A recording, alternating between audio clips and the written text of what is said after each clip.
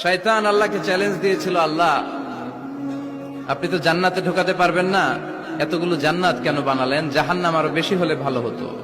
আল্লাহ বললেন কেন? শয়তান বলে, আল্লাহ এই সবগুলারে আমি ওয়াসওয়াসা দিয়ে মুনাফিক বানিয়ে নাস্তিক বানিয়ে জাহান্নামে ঢুকাবো। আমি চ্যালেঞ্জ দিলাম, ডান দিক থেকে ধোকা দেব, বা থেকে, সামনে থেকে, পেছন থেকে, নিচ থেকে, রগের শিরা উপশিরায় ঢুকে, মাজরাত দাম যেখান দিয়ে রক্ত চলাচল করে ওখানে ঢুকেও আমি ধোকা দেব। আপনি জান্নাতে ঢুকাবেন কেমনে? আল্লাহ বললেন, তুমি আমারও চ্যালেঞ্জ দাও, এত বড় সাহস? আমি তো সব রাজার বড় রাজা, মহারাজা। চিৎকার করে বলেন ঠিক কিনা? মহারাজার সাথে চ্যালেঞ্জ দেয়া যায় না। তুমি আমাকে চ্যালেঞ্জ দাও, ওকে ডান, আই টেক ইউর চ্যালেঞ্জ। আমিও তোমার চ্যালেঞ্জ নিলাম।